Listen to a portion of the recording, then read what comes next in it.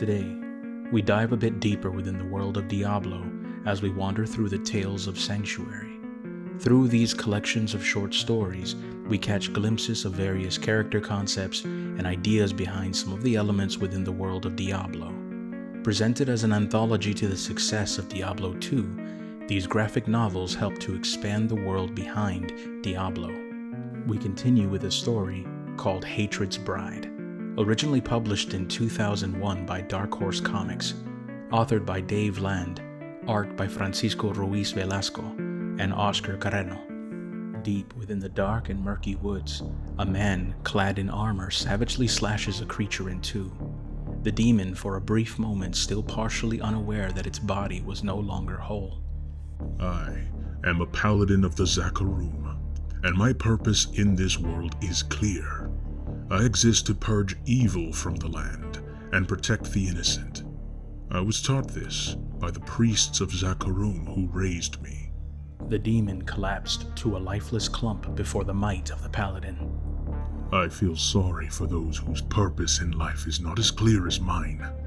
To me, they are lost. Wiping the thick, warm blood from his blade, he hears a plea for help not too far away. No, help. With a look of steel in his eyes, he turned to face the direction of cries for help, and without a moment's hesitation, he began running toward the sounds of distress. A man stands firm while surrounded by demons in the dead of night. Their home is all that lights the area, as it is consumed by smoke, ash, and flame. Back, you damn beasts! You'll not have my daughter, said the man, armed with nothing more than a wooden pitchfork and a will to protect what remained of his family.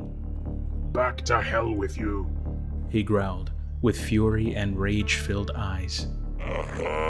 Snarled the demon, who stood nearly an entire head taller than the man. Father! In what felt like only a few seconds, the last remaining vestige of the girl's family was no more. Now the demons turned their attention toward the girl. Reluctantly, she left her slain family's side and began to back away. No, said the girl, as the demons edged ever closer to her. In the next instant, cold steel now protruded from the chest of one of the demons.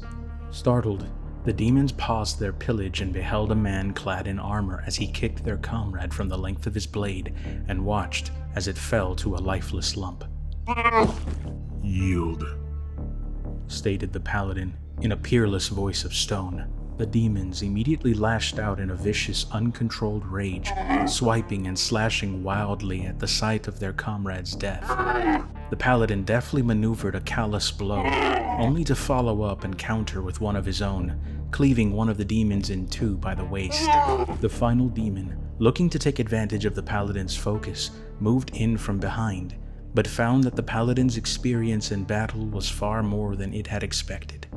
As his adversary had quickly sewn one strike into another, and in one swift motion, its snarling maw was sliced clean through, decapitating the demon entirely. Thank Akarat I heard your screams. Come with me, child. What is your name? Said the paladin. I'm Bay. Her eyes welled with tears as she continued to hold her mother's lifeless form. Noting this, the paladin cautiously reached out and placed a comforting hand on the young girl's shoulder. What happened here? He asked. They came from the woods. We'd seen them before, and hid whenever they came near. They never seemed to notice us before today, she said, as she began to tremble horribly. It seemed now that both despair and fear were biting for a place within the girl's soul. Ease yourself, child. Rest here. You're safe now, stated the paladin as he glanced toward the structure, now filled with ash and flame, which was once a place they called home. Steeling himself in his duty and focus, he was reminded. This was a story I'd heard before. Random attacks on peasant farmers were not unknown to me.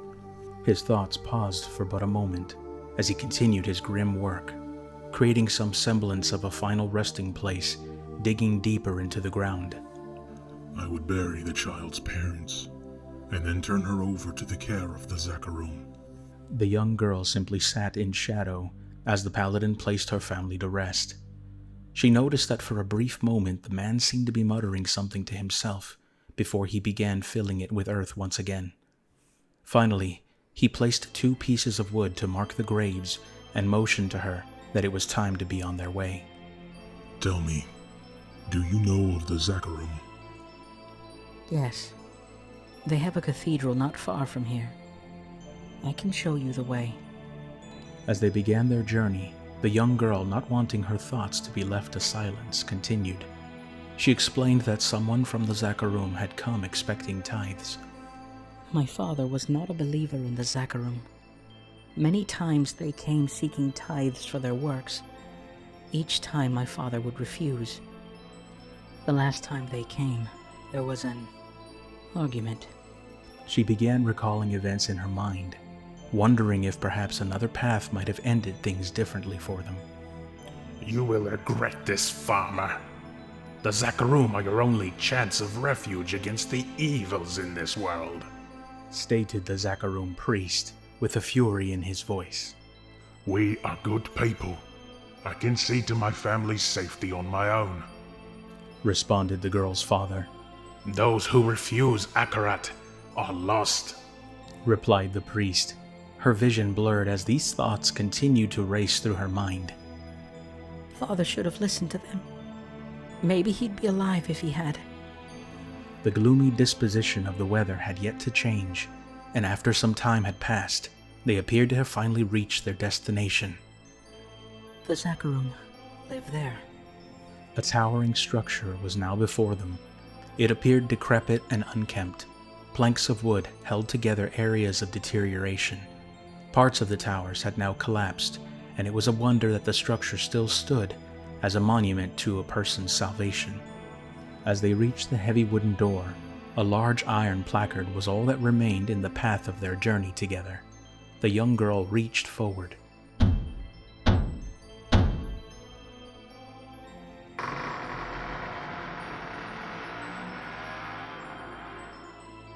The door creaked open slightly, revealing nothing but complete darkness. For a moment, it appeared as if the shadow itself had answered the door. But a moment later, a hooded man now stood before them. Greetings, brother. I am Hale, Paladin of the Zakarum. I come seeking refuge for this child, and a place to rest for myself. The hooded man simply nodded, and neither questioned or replied, and simply motioned them in. Thank you, brother, stated the paladin as the door shut behind them.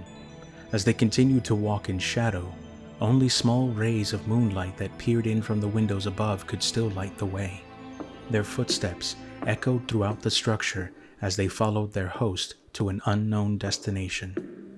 This place frightens me, Bay said. Don't be afraid.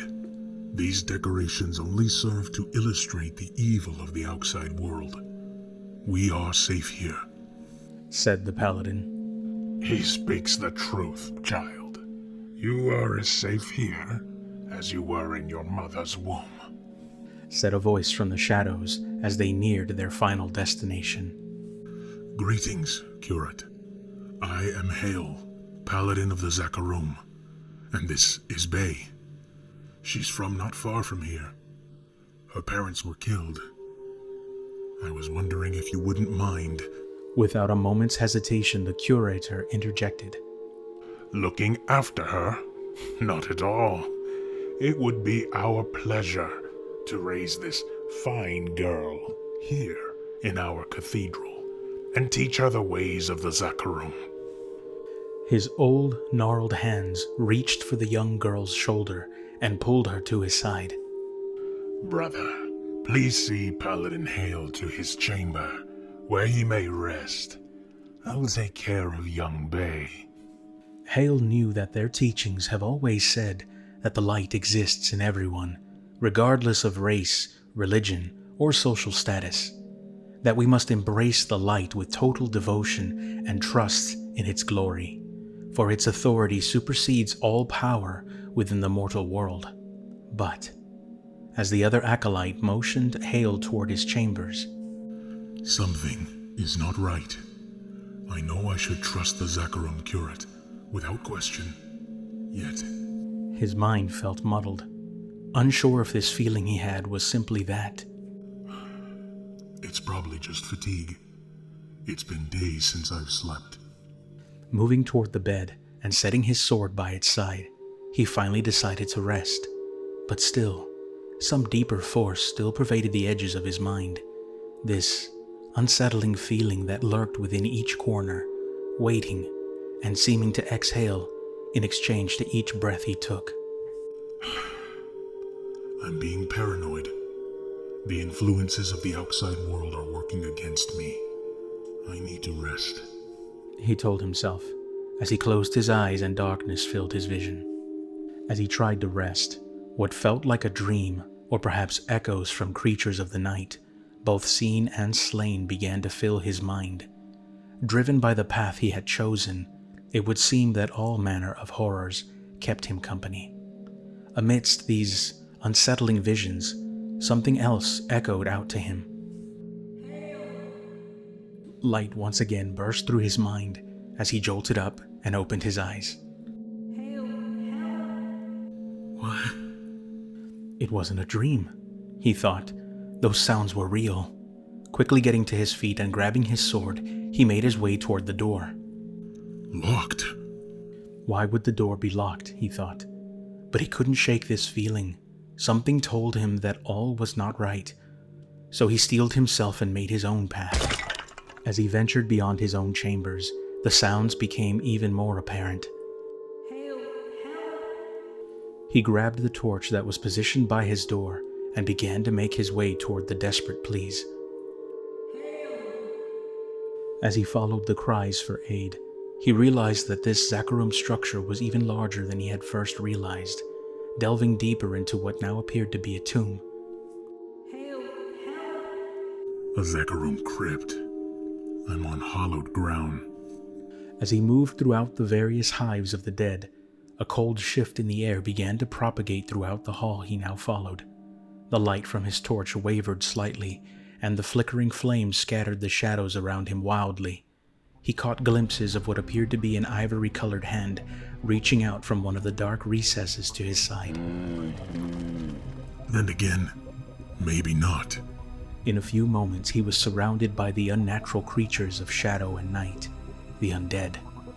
But as a paladin, he knew all too well how to help those find rest in the light. In a swirling flash, he unsheathed his sword as bony fingers and hands reached for him. He made short work of the shambling figures, leaving nothing more than the bones they once were. As he made his way further through the crypt, reaching the end of his path, he came across a set of large wooden doors. What have we here? He reached toward the handle and slowly opened the doors.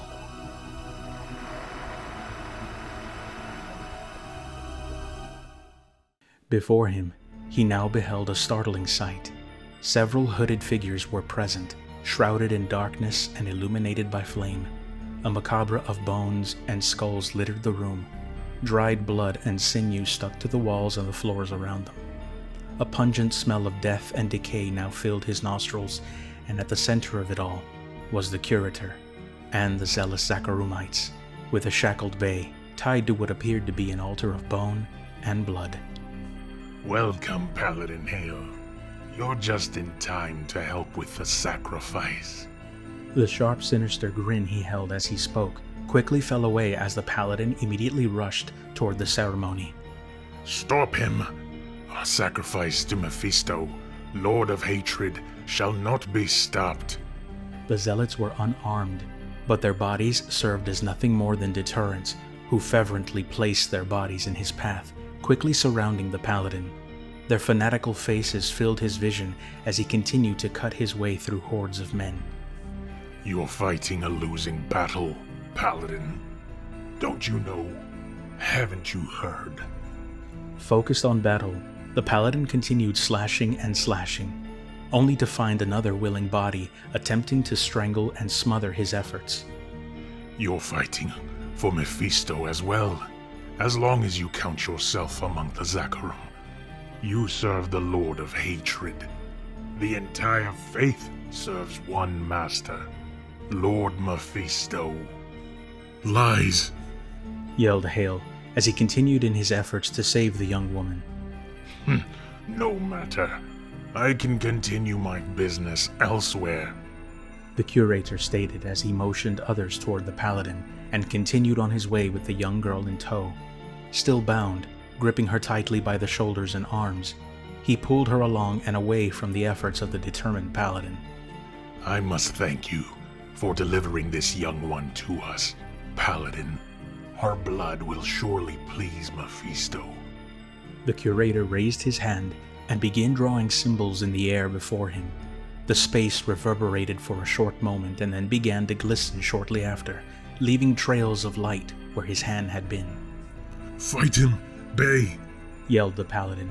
She struggled enough to free the cloth placed over her mouth and beckoned toward the paladin, as the shimmering light now expanded to the size of a full-grown man. Hail!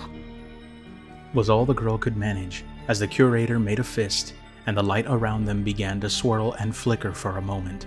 You will not escape me, curate. I swear it. As the last of the paladin's words left his mouth, the area in front of him seemed to feel as if it was momentarily filled. He could feel the pressure as if deep underwater, and his motions felt sluggish. In the span of what felt like a single breath, the feeling vanished, and so too did the curate and the young girl Bay. Righteous fury filled the paladin, and he unleashed that fury on the remaining Zakarumites around him. Strike after strike, he made sure that each priest who still persisted in delaying his efforts knew that wrath well. He reached the wall where the torch was still lit, his thoughts still racing with everything that had just transpired. A life of faith and purpose wavering before him. Could it be true? The Zakarum, in service of Mephisto. The gravity of each word seemed to weigh heavily on his chest, but such things only strengthened his resolve. His purpose became that much stronger. The world, it seems, is not as I thought, yet my purpose is still clear. This is a place of evil, and for that, it must burn. The light will cleanse all, he thought, as he walked out of the structure while flames began to consume everything else around him. I will find the truth, if the Zakarum faith is truly a work of evil, he said, his faith and purpose now stronger than the very steel he wielded. Then it shall burn as well.